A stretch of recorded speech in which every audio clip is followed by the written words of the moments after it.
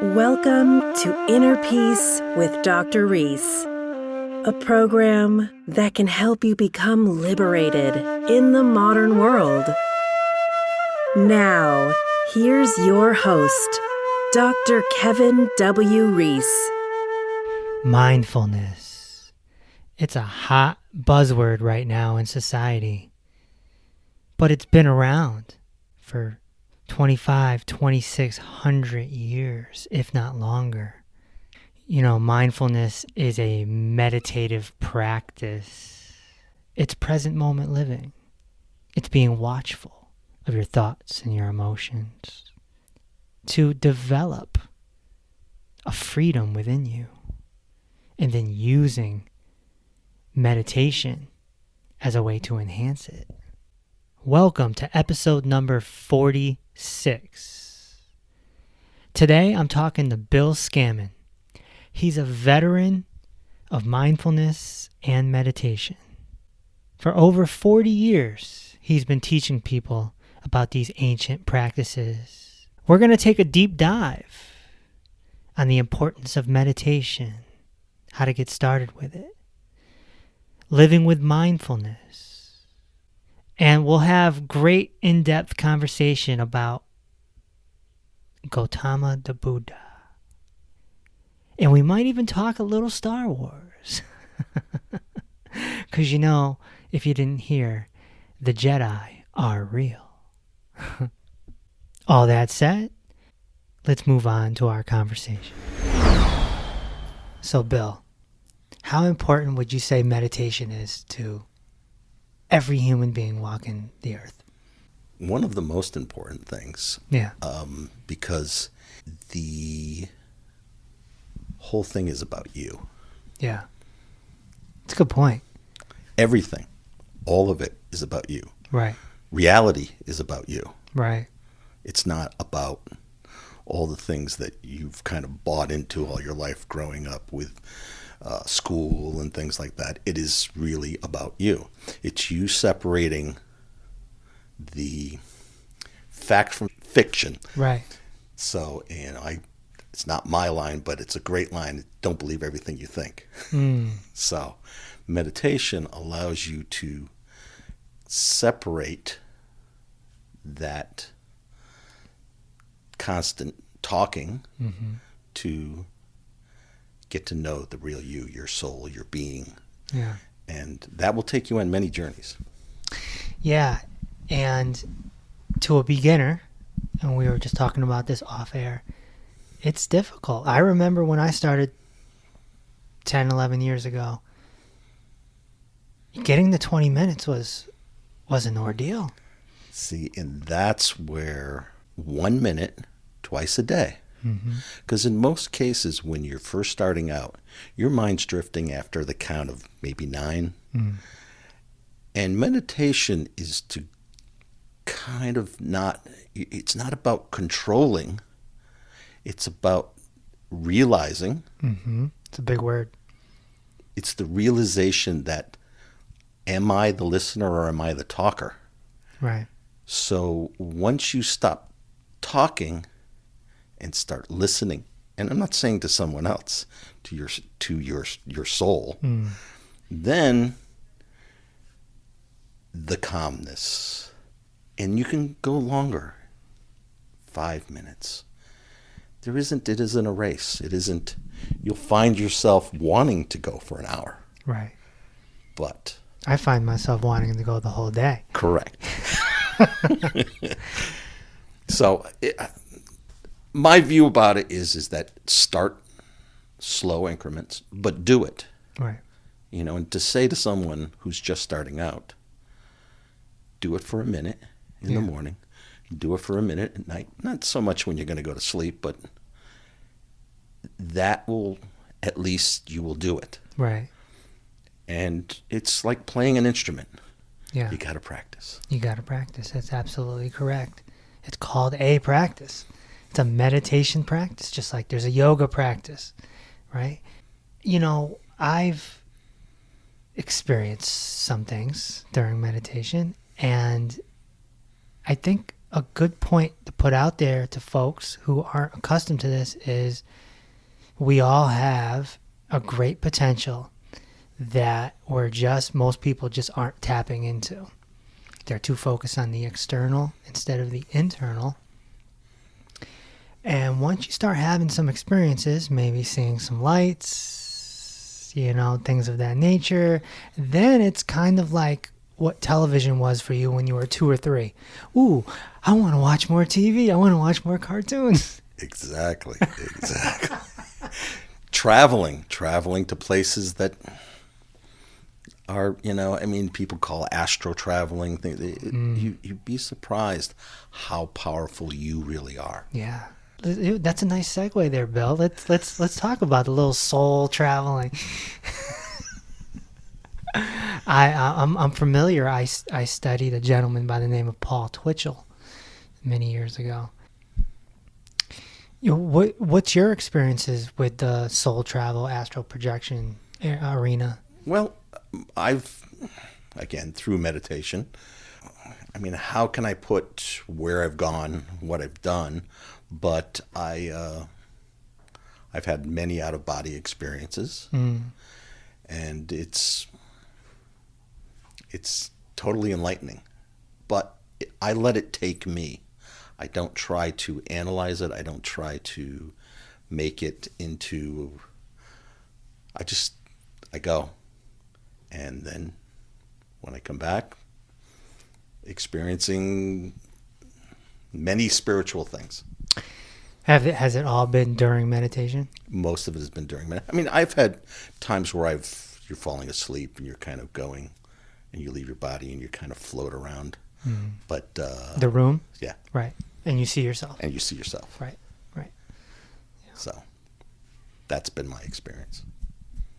And have you been able to leave the room? Yes. And do some traveling around the house and traveling to other places, to things that I want to see, knowing that I'm not in my body. Right. And knowing that I'm seeing what I'm seeing, and then come back. And what do you see? What if you look at your hand? Oh, I see my hand. I do see my hand. I see myself as a spirit. Almost, my fiance asked me, "Are you sure you're not dead? You're looking at your body as you're." I said, "Well, it's kind of that way, but it's not. I am exactly a spirit, and that's where I travel wherever I want to go. I've traveled into where I've actually watched myself meditate and been in that space of overseeing myself." Yeah. And once this happens, the fear of death it's gone. There is no fear of death. I have no fear of death. Not that being brave or anything, but I truly in my heart believe that you don't really die. This physical body dies, sure. But you don't die, so it's not. We are not the body. We are not the body. Nor are we the mind. Absolutely. We're definitely not the mind. So recently, the great Kobe Bryant just died in a horrible helicopter crash. There more than likely was a moment where everyone on that helicopter knew they're going to die, even if it was just 10 seconds. How important would meditation come into a situation like that? It depends upon the realization. I guess if you were in a plane crash, I think that in their situation they were in the fog, and then it happened so quickly. I don't think you get a chance to. I think that probably spirit looked up, once they left their body, looked down upon it as what just happened. Right. But shock. But meditation would have helped them prepare. Right. But I don't think meditation in that situation would have played any part of it. Just happened so quickly. Yeah. Even if you have 10 or 15 seconds, do you think? Well, I think that your adrenaline, I don't think, I haven't been in that situation, so, Right. but I would assume, which is a dangerous word, It is. that the adrenaline kicks in and the brain's moving at 100. It's not calming down. Right. It's actually speeding up, trying to, the flight situation of what do I do now? Right. More than let's get into a Peaceful state. Right. Yeah. Fight or flight it's like a possession. Your adrenal glands just turn on. Right. And it's boom, boom, boom, boom, boom. So your boom. brain processing survival mode at that point would be what I would think that they would be automatically going into versus just remain calm. Though when I had my second child, my wife was having she was like right in the hallway having birth. She had to use the restroom, and everybody was freaking out, and I went into immediate, okay, everybody calm down, everybody, nurses, everybody just, let's calm down. Yeah. Because part of me was that energy that you're putting off into the baby, into the room, it's just, that energy, actually anytime I walk into a room, I feel that whether or not the energy is there. So having that adrenaline of everyone else around the room, I was more calm. But I think in a situation where you're going to be facing death, be a little differently. But certainly when we're old, gray, and if we're blessed enough to just die in a bed in our 80s or 90s, that's different, right?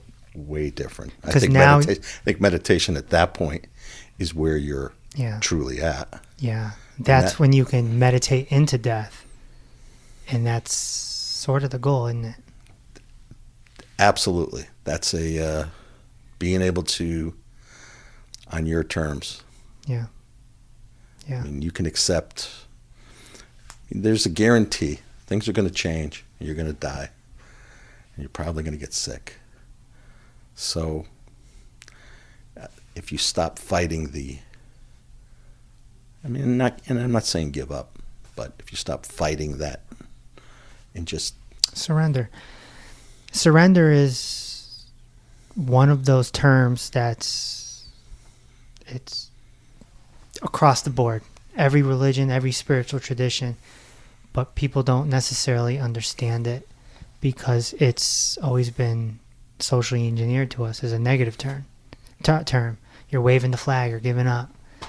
But that's not really what it is in the spiritual sense. That's not it at all. You're not giving up. You're giving an acceptance to the universe, God.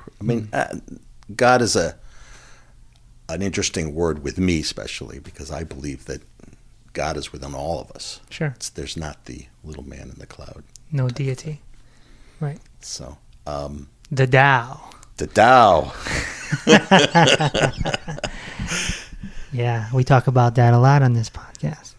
The Tao and the Chi. It's Star Wars.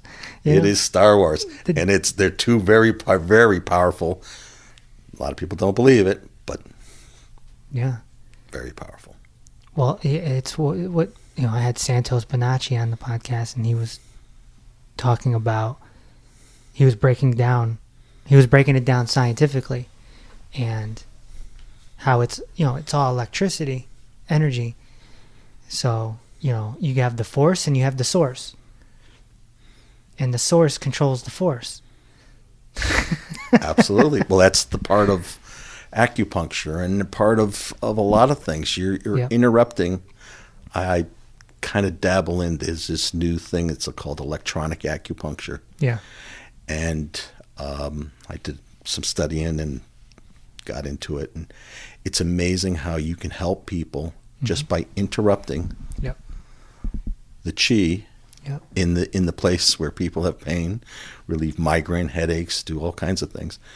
And it's wonderful to be able to, once you understand that, they don't have to believe it, but you just say, give me a second and know where to do it.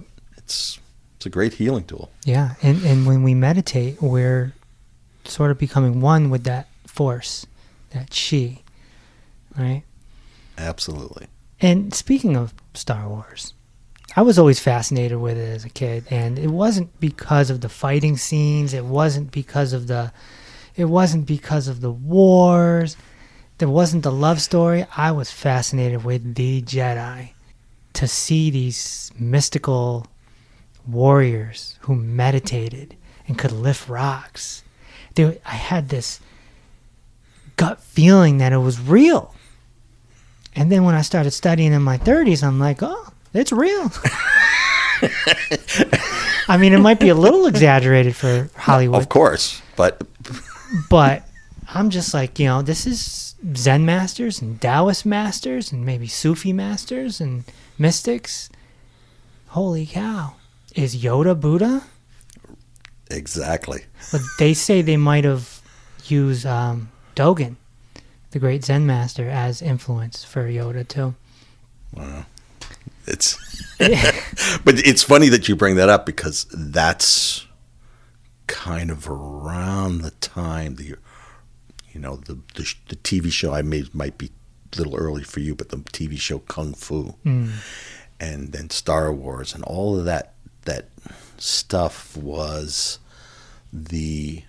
probably the genesis of. I had gotten into it a little earlier in latter 60s, but that was like, this is becoming mainstream now. It's getting there. It's getting there. People have the internet now, and they can go down whatever rabbit hole they want to go down, which is what I did. Otherwise, there's no way we'd be talking about this right now. Things have to happen in someone's life for to get to. Usually it's pain. Usually somebody's trying, they find, I'm not going to say enlightenment, but mindfulness or what have you. Sure. Because they're trying to find a avenue to relieve pain. Right. And I'm not meaning physical, but just a mental pain. Which we call mental health now. It's a thing. Right.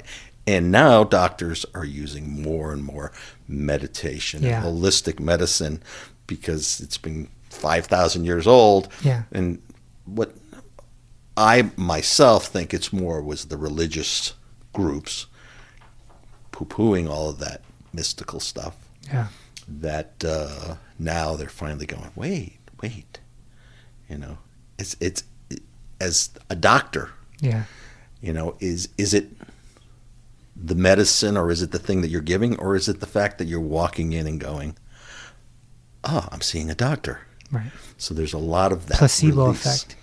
Placebo effect. People want to feel comforted and they want to be heard. But you're right. Mindfulness is coming into the mainstream. I was invited to talk about mindfulness at a networking event a few months ago. And I also have heard other people with blood pressure issues have their doctor talk to them about mindfulness. It's becoming a thing. Just like yoga became a thing 50, 60 years ago, maybe. Right. So now you got people walking around with their yoga mats. So mindfulness seems to be following yoga into American culture. It's happening now. It tickles me, because this is a term that Gautama the Buddha, he, from what we know, is the guy who coined it. He was using the term mindfulness in his own language. And it was something that he taught, right? Just present moment living. And he had to figure that out. He did. He tried a lot of things in his search. Yeah. Very hard suffering. 6 years, I think. And then it wasn't, someone teaching him. It was that spark of enlightenment, knowing to let go of all that stuff. Then he went under the tree. He said, I'm not leaving until it happens. And it happened. Right. And I I think that he went even further. I think, over the next 5 or so years, my understanding is that there's levels. Without a doubt. There's levels. But that's kind of as you grow in that enlightenment mindset. Yeah. Your beliefs become reality. Right. Things. It's really a lot. Mindfulness is really a logical progression. Right. So it's something that I think that once realized, again, I think a lot of it is about letting go. Right. Letting go, putting down your 30-pound bag of garbage that you carry around with you. Yeah. Once you let go of it, it's. And you were telling me off air that you let go a long time ago. You don't worry too much about money. I do not. But I'm not sitting here worried if I don't have anything in the bank.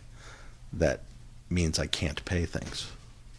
I don't worry about the bills will get paid. And for 40-something years, 50-something years, I mean, I'm 64, but right. For as long as I can remember, I have not, and I raised 4 kids. So it definitely is a mindset that you have to put yourself in, because people can't let go of that. Can't let go of the security. They feel that they're not secure if they don't have money in their hands. Right. Or in the bank. Sure.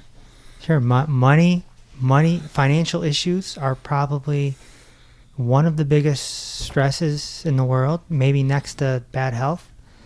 It's right up there. Correct. We have a similar background. I used to be in show business. I was on the radio, in the music business. You're in the television business for a long time. Long time. It's a pressure-filled world with tons of bad food, a lot of late nights, and a lot of, is my job on the line? Is somebody going to replace me? Things like that. Well, that's a great point, because the insecurity of that business is quite remarkable, in the sense that you're wondering when you're going to get paid. Right. You're wondering if you're waiting for the next phone call, especially in the freelance world. Yeah. It's not I'm reporting to one boss. You've got clients. You have to cater. You have to drive many, many, many, many, many miles. So it's a very insecure business. Yeah.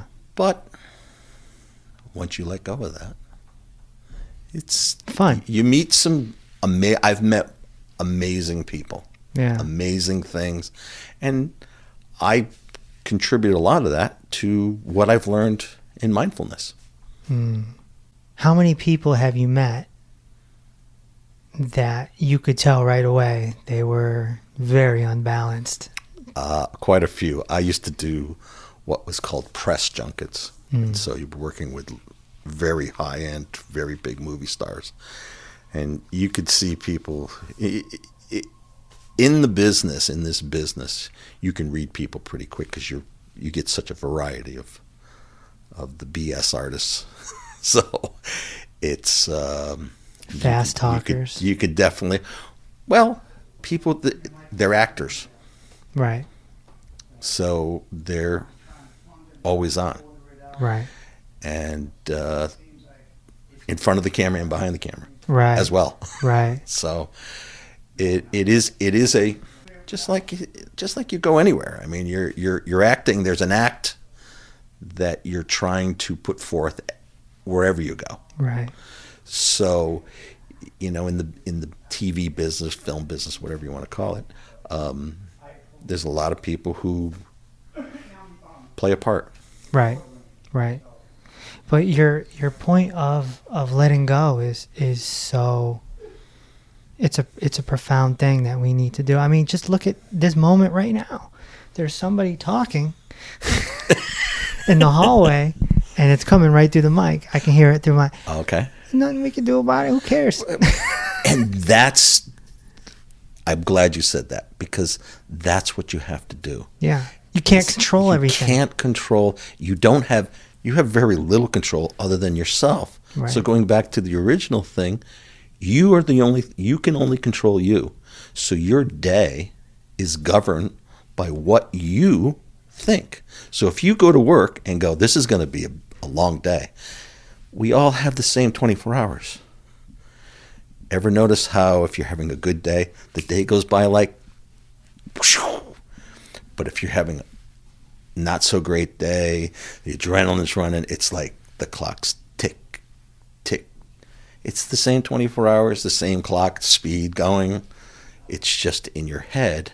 So if you can learn through meditation to change that attitude, to change the attitude of when you start thinking, I shouldn't be going, this is going to be a long day, it's going to be a good day. Make yourself believe it. You don't have to, you can say it all you want to other people. Make yourself believe it. Right on. That makes your day go by a whole lot easier and actually fun. Yeah. Just, stay in the moment. Try not to predict. I try to tell people this too. If you're ever in a situation where you're trying to figure it out, ever read the book 4 Agreements? Yes. Okay. Yes. Wonderful book. Sure. But the 4 Agreements are a wonderful way to remind yourself. The only thing I added was the 5th one, which is compassion. Mm. So if your first thing, you have compassion towards someone else, it's not all about you. No. Be compassionate. You might be going through a bad day. Things may be happening with someone else. Be compassionate. Right. Then do the wise words. Yeah. Watch what you say. Don't gossip. The 4 Agreements, I like to talk about books a lot on this. I'm a big reader, so the 4 Agreements was basically a condensed version of the Eightfold Path. I think everything is pretty much. Yeah. And it's just sounds like a major thing going on out there. You hear all the sirens. On that main road. Yeah. Someone's having a bad day, And right back to compassion.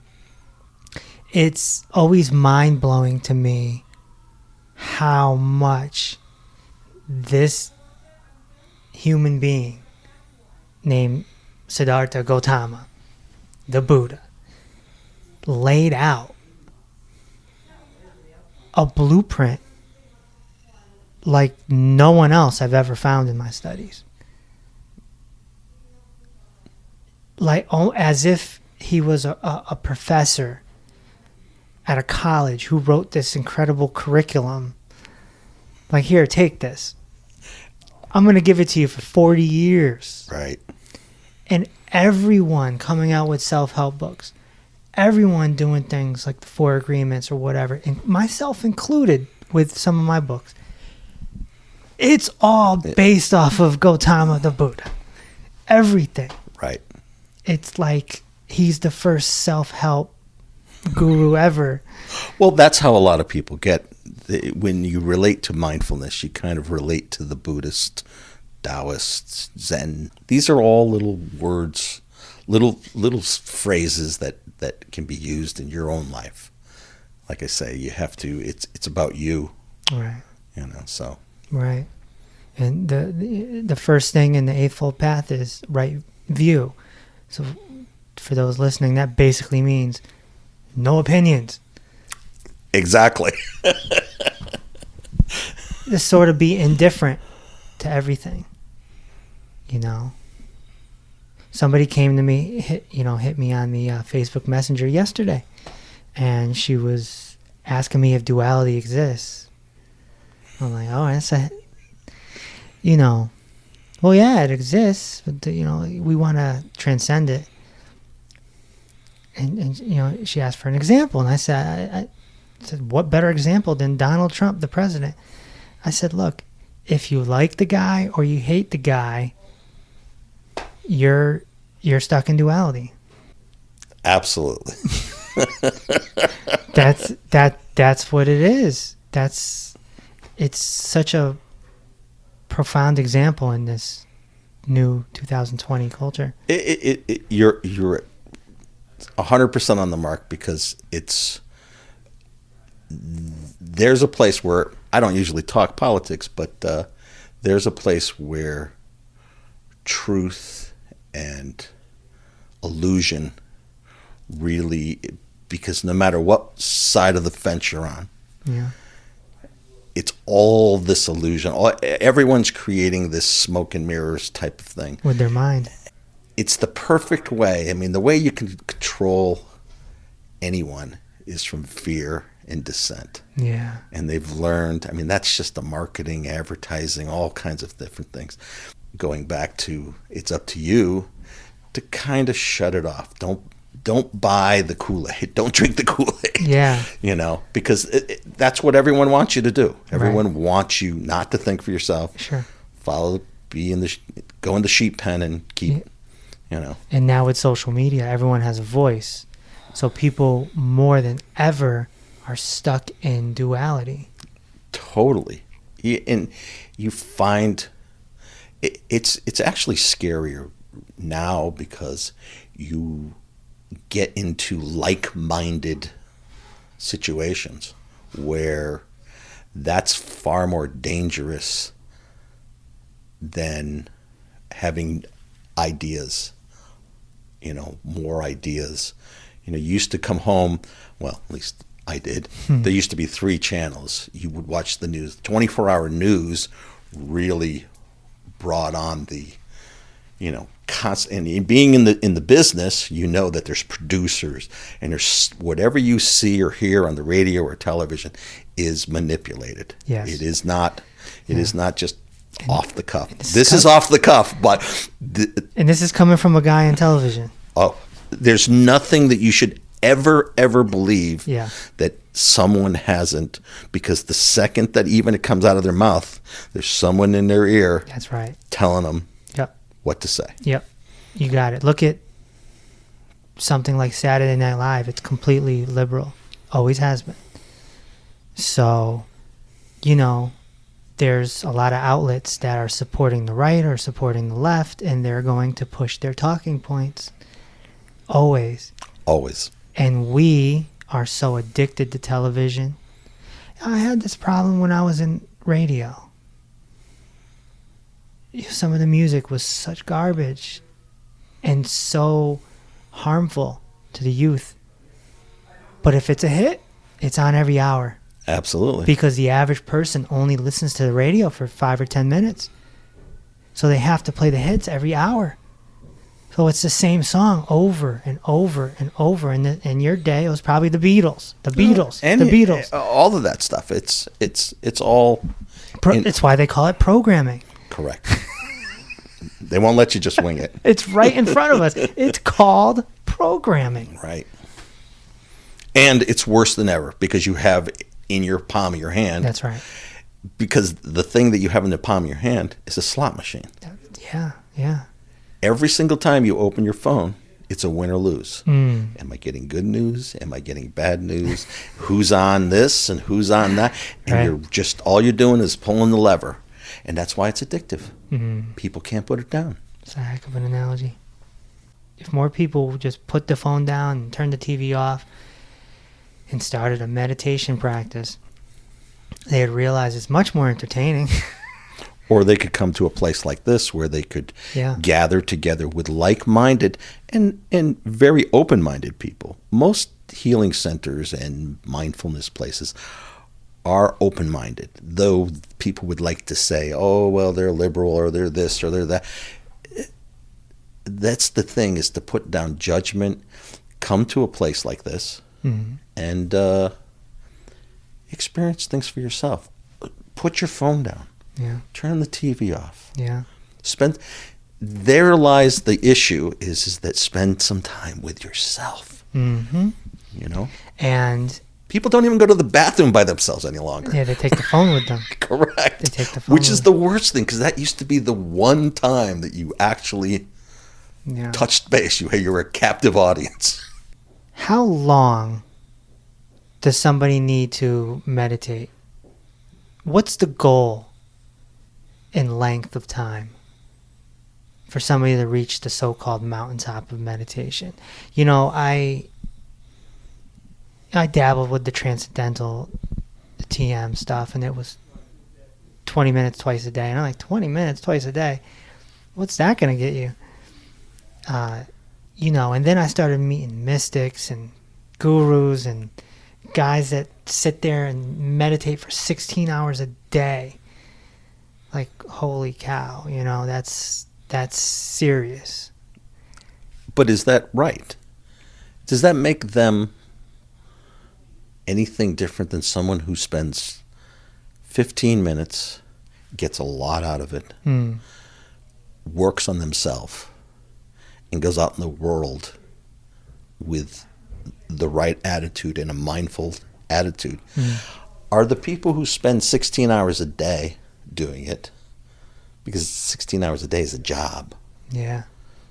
That's not a practice. That's a job.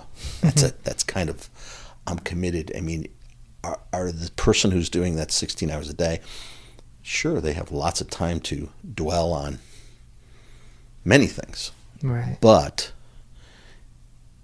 are they any more enlightened than somebody who practices every day, does the right thing, does the right food, works on themselves, rather than trying to become a guru? Right. A lot of folks that I've met, they've put a lot of hours into their meditation practice, reached a certain point, and then they don't even meditate anymore because they're in such a mindful, present moment state that their whole existence is a meditation. J. Krishnamurti. He's one of them, yeah. He's one of them. And he would say, you don't need to. Right. I think it's helpful. I think it's great for people to connect with themselves. It's a helpful tool. We have many tools but we don't use them. You know, putting down your past. Who cares? You know, I mean, you do, because that people define themselves. They try to define themselves on their past. Well, this is what I've done. It means nothing. I have done more things. My resume is like crazy, but it doesn't matter. What am I doing now? I'm working in a TV studio and going a few times a week, and that's what I do. And some people say life's about memories. It's not. No, it's not. Memories can be destructive. Very much so, especially if you're being defined by who you were, not who you are. Right. You know, it's like reading a book. Right. So, you know, you need to put the book down.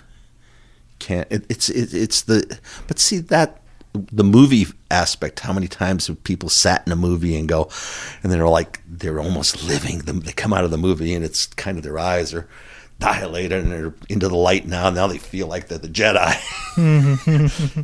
That's not reality. So you leave your past behind and be the best person you can be today. Because you can always start from here. Right. That's right. Always start from right here. It's like you draw a line, cross over the line, and start new. It's like we're reborn every moment. A friend of mine used to say, close your eyes for 1 second, then open your eyes, and you're a new person. You reset. Reset. So. And that's where that 1 minute meditation you mentioned earlier could come in. Exactly. You don't need to do 20 minutes. If you can, wonderful. And that's great. And that helps you transcend and get to the mountaintop. But if you practice, you play guitar. I don't know if you play guitar. I don't. If I handed you a guitar and said, play like Jimi Hendrix, you could maybe get there, or you could be an okay guitar player, but it would take practice to get there. It's the same thing with unless you're born into all of a sudden this enlightened moment that you figured it out. But meditating for the first time is not easy, and I see it as people promising. That's why that it's hard about what people promise about meditation to me, because there's an expectation once you set to new people, and that I think is somewhat unfair. I think that you need to learn the baby steps and learn to quiet the mind, learn to breathe, learn to quiet the soul before you start, okay. Silence is one of the keys to it all. And practicing silence. Yeah. Because a lot of us don't do that. We don't practice silence. Start fidgeting. We're afraid of silence. Yeah, we're afraid to be alone. We're afraid to be alone. And that should be your best friend. It should be. And again, we're coming back to what we spoke of 20 whatever minutes ago. It all comes back to your deathbed. It always comes back to your deathbed. You're right. You're right. That's meditation is like practicing dying, but by doing that, you're increasing and helping your life. So you're learning how to live by practicing dying. Absolutely. I couldn't have said it better myself. Even if somebody was in, let's just say, a nasty car crash or something, and they're laying there, what are you going to do? Well, I don't know about you, but I'm going to meditate. What else would there be to do? Go within. If your adrenaline is cranked up, do your best to bring that back down. But you have to know how to get there. Right. Someone who doesn't know how to get there would have a much harder time. Sure. And in some ways, depending on how you believe in spirits and things like that, that may be sometimes the reason that people are still haunting a place and being in a place where they were not ready to go, that they're just kind of, trying to, I'm here. Right. So, yeah. But that's a theory of. Yeah. But we're going to die alone. Even if people are in the room, you're going to die alone. The old saying, you come in alone, you go out alone. It's your moment. It's your event. Exactly. That's the one thing you actually own. You own it. I like that. Yeah. Yeah. You don't remember your birth. And they say we're born enlightened. And we just get socially engineered. So it's like. Absolutely. And I think, the old saying of being childlike is, the expert has a lot harder time than somebody who doesn't know something. Yeah. Because you're already making those assumptions. Right. Which is, in the 4 agreements, one of the things, don't make assumptions. Don't make assumptions. That's right. That's right. And an eightfold path would be right speech. Right. And right thinking. Right the other thing I like also is don't take things personally. Don't take things personally. That's your ego. That's your ego going. Yeah.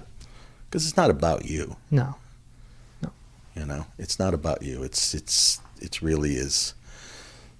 You take it in. It's hard for some people to be selfless. Very hard. It's like we're greedy by programming. We're just we can be very greedy and competitive.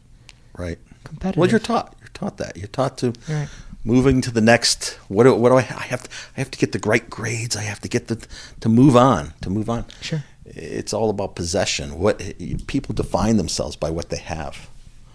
We're look at, Buddha. Right.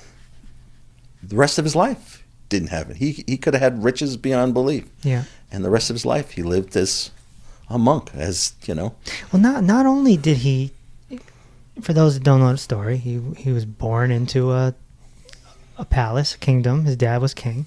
He left, found his enlightenment, and became arguably the greatest master ever, guru, whatever you'd like to call him. Even after that, I mean, he taught for 40-something years. He could have went back to the palace, took his place as king, and been an enlightened king. And he didn't travel around just preaching. It was answering of questions. And actually, within his death, was somebody giving him. He was doing a monk's taking a daily, and they gave him bad mushrooms, bad truffle mushrooms, and that's how he forgave the person who gave him the mushrooms. Right. So the compassion, he died 80 years old. 80 years old, and everyone was sad. He's dying, and one of his best disciples, I think it might have been Ananda, one of them was like, well, what do I do now? Like, what do you mean, what do you do now? I've already taught you everything. It's like, be a light unto yourself. Right. You don't need me. Which is another good thing. We all need to be lights upon ourselves. Yes. It's about you within. Yes. It's not about all the other stuff. Right. Because when it's all gone, it's still just the light within you. Right. Right. And again, I talk about death a lot on this podcast. It's a big theme because it's the biggest event of our life. And going back to the Kobe Bryant thing, which is fresh, it just happened. Okay, at the time of this recording, we're 3 days removed. He accomplished a lot, made a good impact on a lot of people. In his last moments, did he care that he scored 81 points in a game? Absolutely. I tell a story about a bear. There's a man walking in the woods. His wife has just left him. He found out his child had cancer. He found out that he was losing his job. All these things are terribly weighing on his thing, and a huge bear comes out. What's the most important thing? The bear. All those things go away. Love. There's another one. When you're in love, everything is... You don't care about all the different things. Right, you're floating. You're just floating. Yeah. Those are until an argument. Well, that's the thing. If the person that you marry and you spend $1 zillion on a wedding and you do all this stuff, it goes away. Yeah. The person that you thought you loved the most is the person that you really dislike the most. Right. Because in most cases, people think they're going to change the other person. We're right back to duality. Correct. Your best friend could be your best enemy. Right. Because they feel they have the license. Right. So. Right. It's a lack of compassion. Because if it was overflowing of compassion, it would just be, there'd be no jealousy. There wouldn't be any divorce, because what you would do is you'd be looking, rather than trying to change someone, you would be trying to understand. Right. Right. And that's what we kind of need to do, even to strangers. And most conflict comes from misunderstanding. And assumptions. Oh, yeah. You've never been angry. Oh, yeah. The only time you've ever been angry is because you assumed the world was supposed to, or the universe was supposed to work the way you thought it up. Or if you're in a relationship and you were at work with that girl. You were probably with that girl. And Right. It's like, really? And that's the illusion. That's the dream. Yeah. That they're dreaming up all of these. Yeah. And it's snowballs. Yeah. Yeah. And it just hits those insecurities. And I like to say life's a joke, and then you laugh. It's this big cosmic joke. And there's those serious moments like the Kobe incident. You know what happened to me the other day? 2 days ago. This is crazy. I'm washing dishes, and the dish rack is pretty full. And so I take a pot and I put it on top, and a long knife, about 12 inches long, which I just used to cut up my watermelon, because I made, as you can see, watermelon juice. Here's my watermelon juice. It's quite impressive. I'm telling you, it's very impressive. So the knife comes flying out and cuts my leg. And I'm like, are you kidding me? I'm looking down, there's some blood. And I take a moment to have some mindfulness, and I say, well, it's either really bad or it's just a nick. And I'm not going to know until I really investigate it. But I'm definitely cut. Because there's some blood. So I looked down and, it ended up just being a little cut. Throw some peroxide on it, throw a Band-Aid. It's fine. It healed in 2 days. But the knife flew from the dish rack on the counter down to the floor and sliced my leg. And when it happens that fast, it's yeah, you don't know what happens. Right. But all I can do is just giggle at it. That's life. These weird, funny things happen. And it's just this, like, illusionary joke that just happens. Back to what were you going to say about Kobe? No. Oh, well, the Kobe thing is, I think that people, because of, at least through news reports and such, that he was actually a nice guy. Yes. And that, not just, everybody brings it out that he was a great sports person. Right. But I think the fact that he was, during that time, a nice guy and a good soul, somebody who good work ethics, that those are felt a little. He was a mentor, right, to a lot of the younger athletes, not just basketball, because football. he cared. He had compassion. Yeah, he was known for calling people. He was also known for curiosity. If he would, how, like, you hear stories, and you coming from a show business background, you know this. Celebrities will use their celebrity to either get into a club or, get ahead somehow. He used his celebrity to get on the phone with people he wanted to ask questions about. If he read a book, like if he read the 4 Agreements, he'd be like, I want to talk to the author. Right. He'd get on the phone with, Miguel Ruiz and say, so what did you mean by the... He was a curious person who was constantly reaching out to people and interviewing them. It became his legacy for the last 5, 6, 7 years of his life. Right. He was a rabbit holer. He wanted to go down rabbit holes. And I recently found out the other day that he was working with Deepak Chopra. Mm-hmm. And so I think,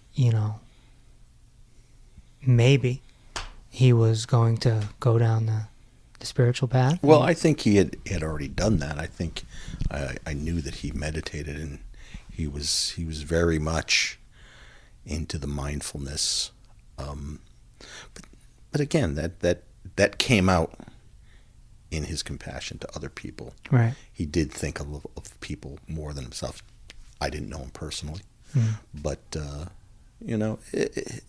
that sadness is felt through the universe, kind of, and I think that's why this has been such a. I mean, of course, because of his daughter and things like that, it's a very sad thing. But there's people there's people dying every day.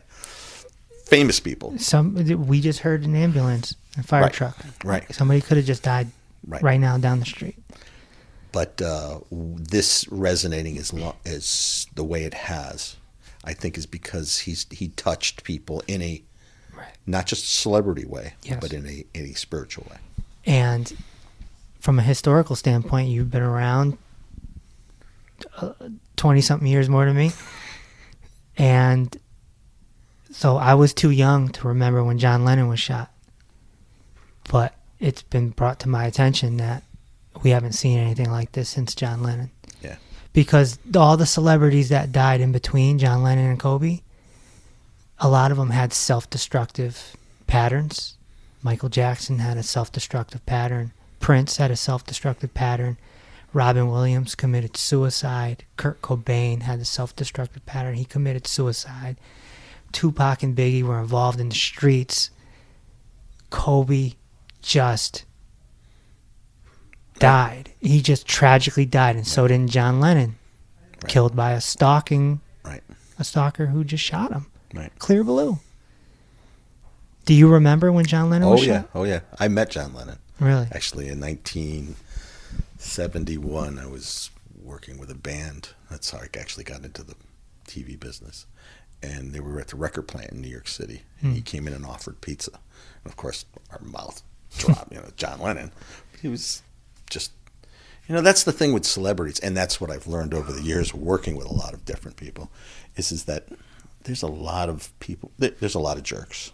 But there's a lot of really, once that whole facade, when you're, and that's where I was fortunate to be part of the crew versus an interviewer or somebody, they're performing before. They're kind of like, oh, you're helping me do my craft type of thing. Mm-hmm. That there's some really good people. Right. And John Lennon was one of them. And John Lennon was one of them. George Harrison was another. Yeah. Really good person. Very spiritual being. Very, very spiritual. Harrison. Peter Gabriel's a very spiritual person too. Okay. So when John Lennon was shot, I remember they announced it on Monday Night Football. Do you remember the outpouring from the media? Oh, it was insane. I mean, the outpouring of everyone. Being a Beatle was that was a huge thing, especially back then. Right. The 1980s. Mm. So yeah, it's an outpouring for Kobe Bryant, and I've heard a lot of people say this is a wake up call for them. I heard a sports announcer the other day, live on air, say that this has made him contemplate even doing his job anymore. He's like, I don't even know what I'm doing here. He's like, I almost feel like I should quit and spend more time with my family. Well, it's waking, it's knocking on people's mortality. Right. This incident. Right. Because, which is quite true, is you stop thinking about that until tragedy does happen. Whether it's in your family or your life. We're possessed by ambition. It's to get, the striving to get ahead. I say this to people sometimes. I'm like, all the things you accumulate in your life, all the stuff you have in your house, all the things that are great possessions to you, probably be sold for a quarter in a tag sale when you're gone. Mm-hmm. Because they're not someone else's, they don't cherish them. Right. It's hard because you become attached to the things that you label as yours. Right. But, it's, you got to let go.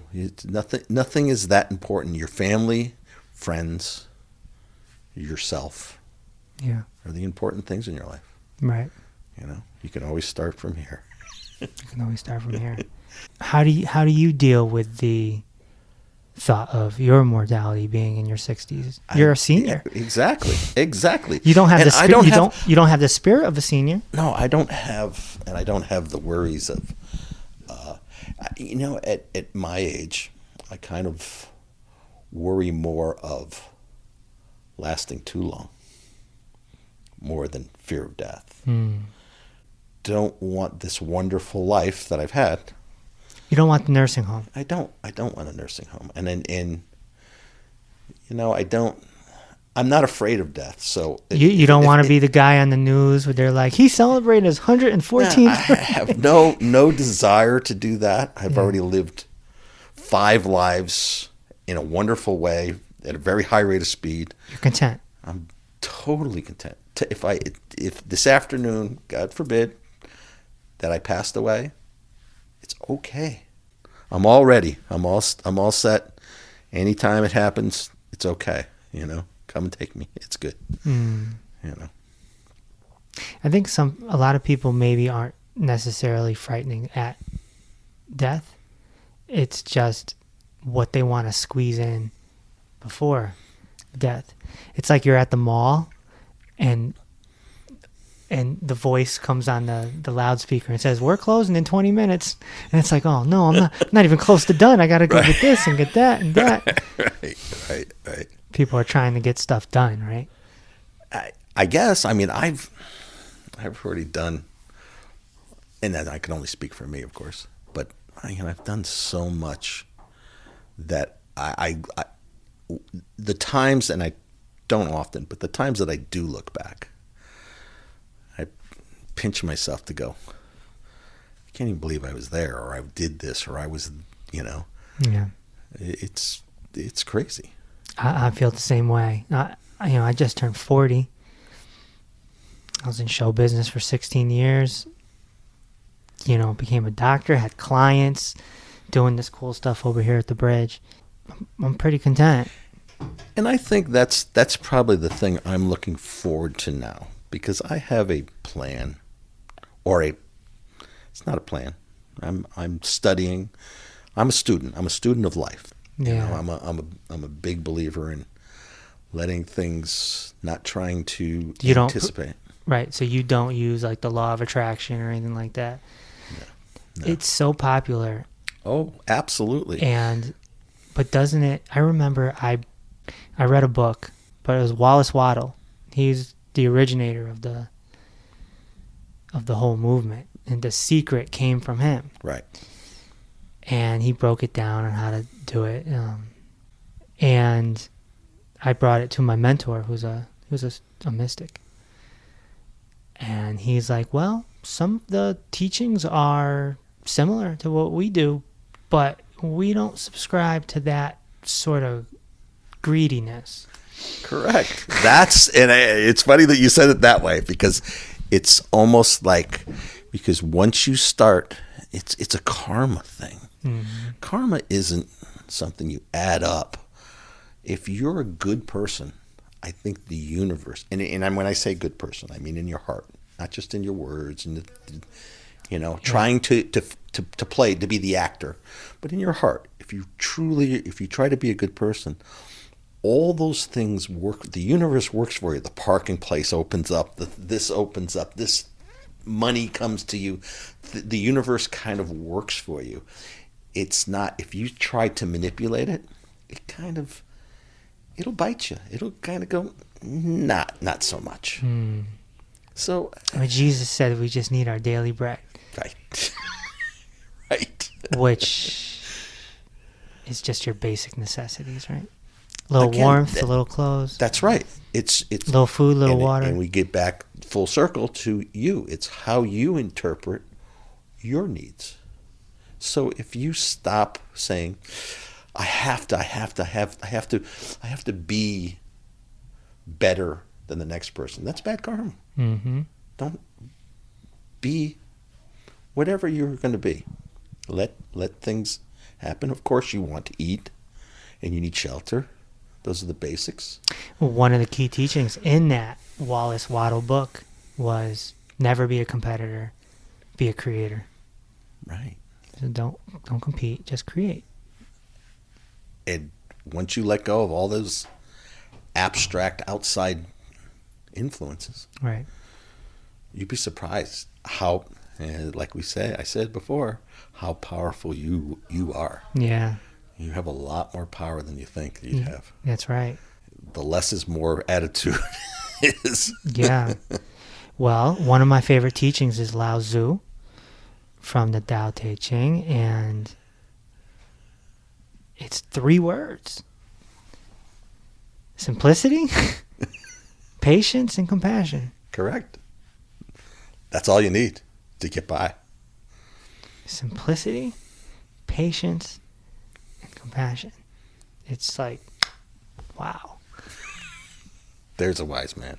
Yes, he was a wise man. He didn't take the Buddha approach.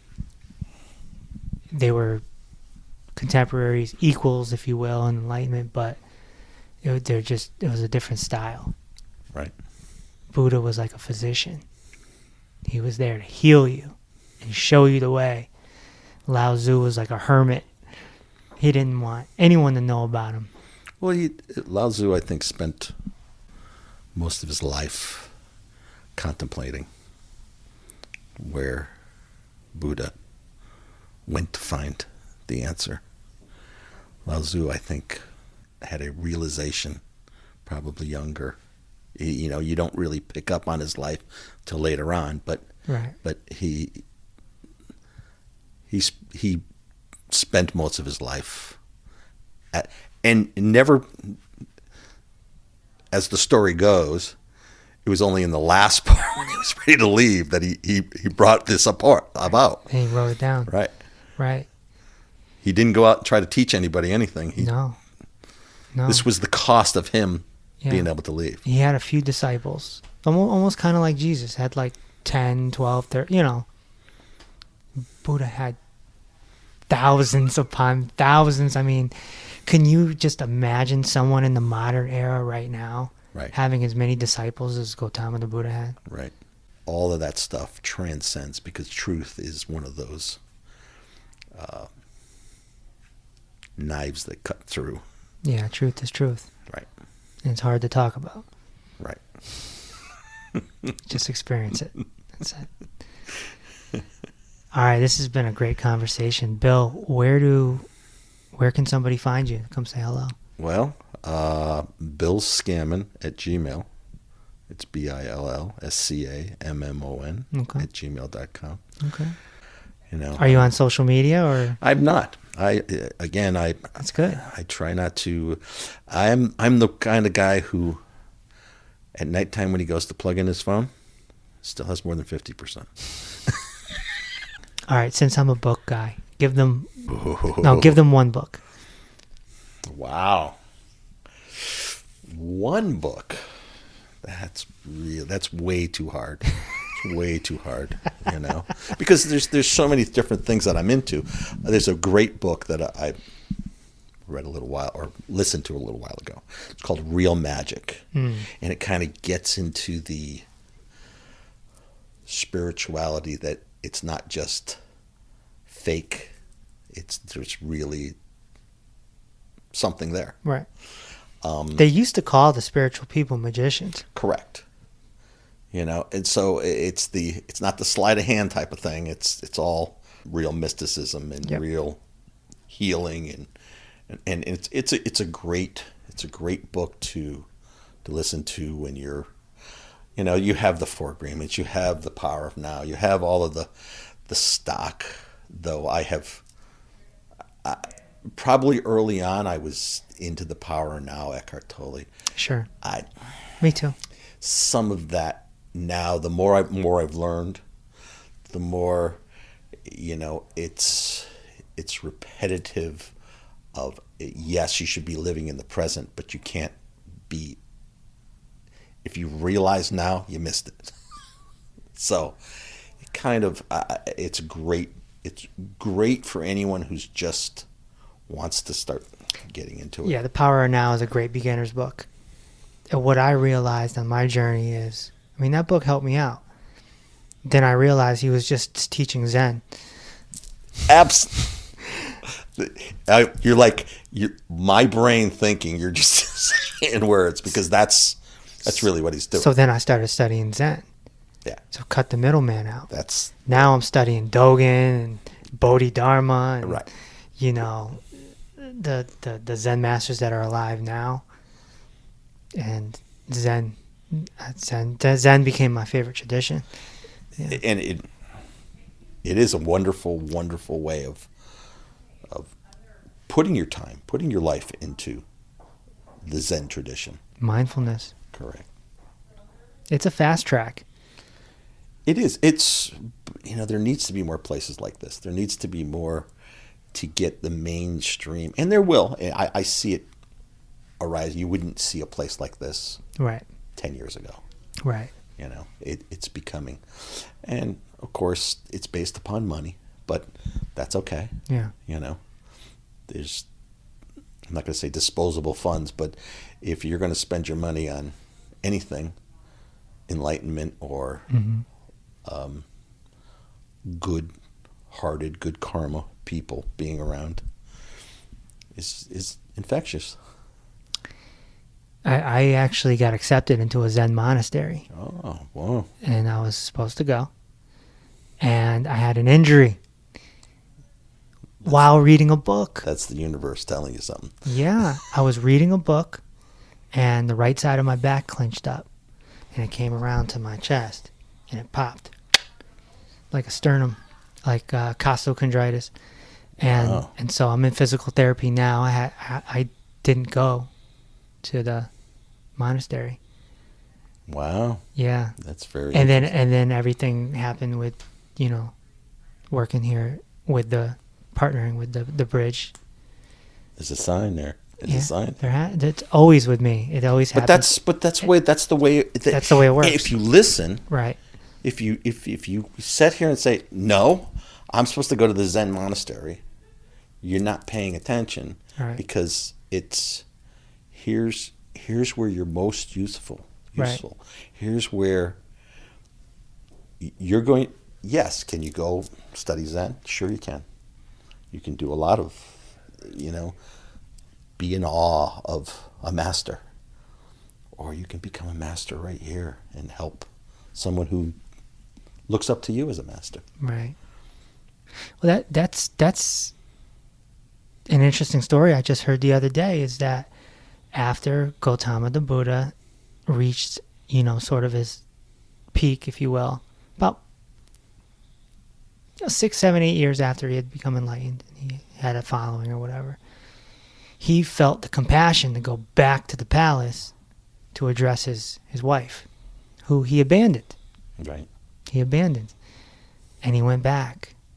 And, she noticed he was floating, if you will. And he apologized. And she supposedly asked him a very important question. She said, couldn't you have done this here? And he said, yeah, I could have. But I didn't know at the time. And she got on her knees, she touched his feet, and became a disciple. Right. And his son did too.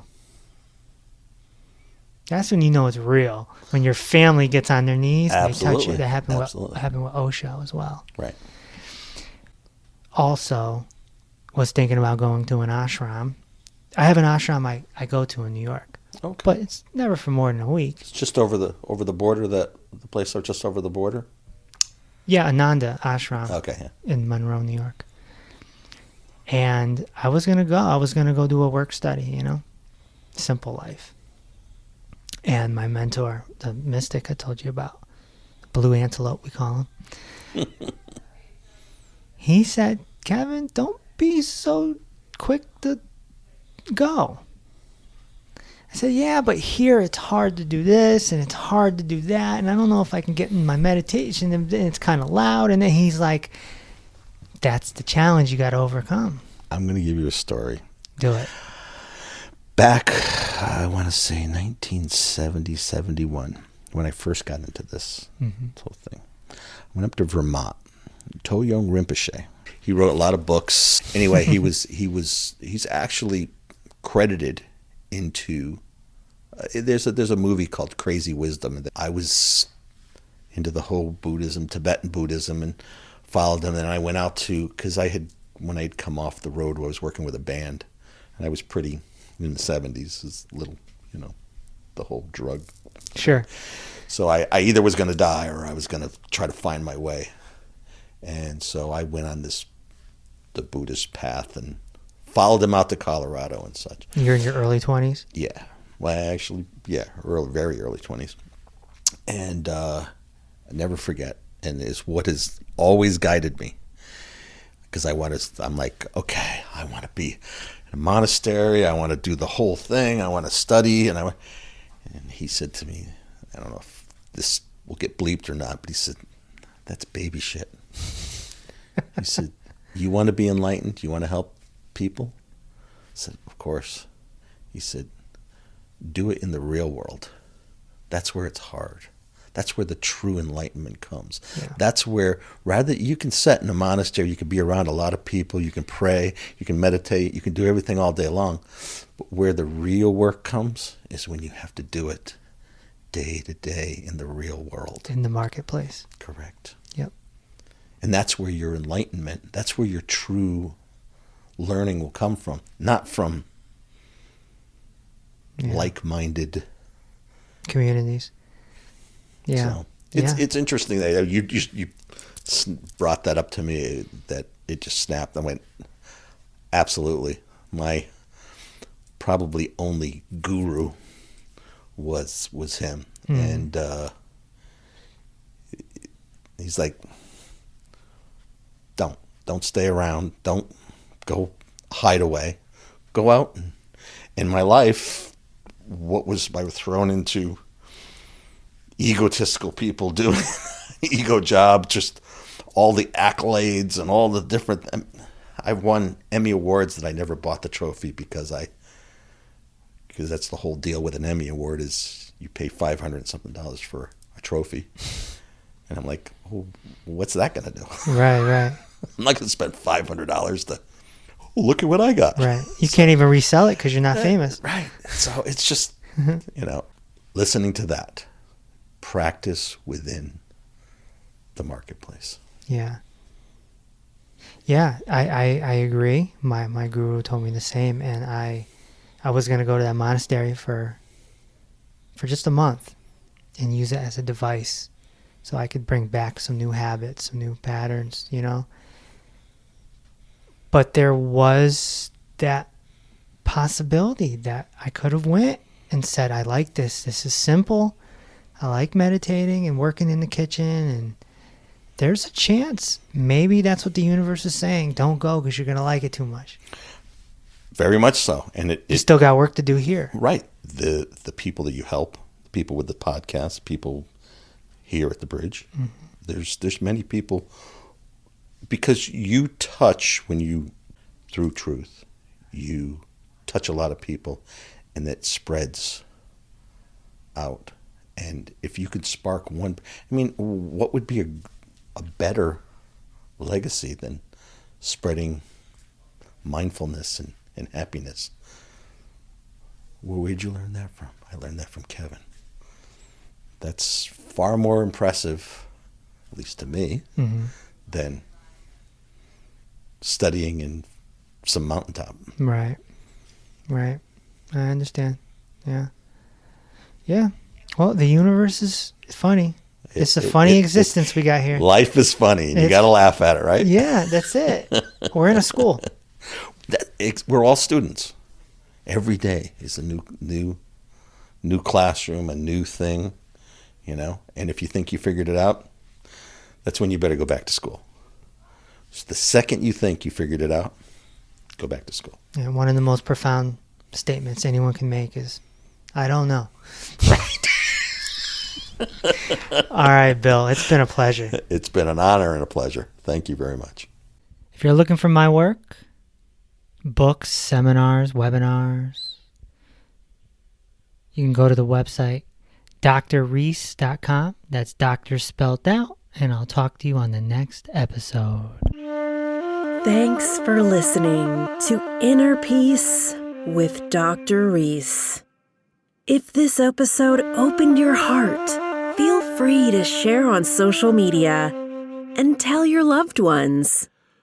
Also, be sure to subscribe so you never miss an episode. Until next time, may peace be with you.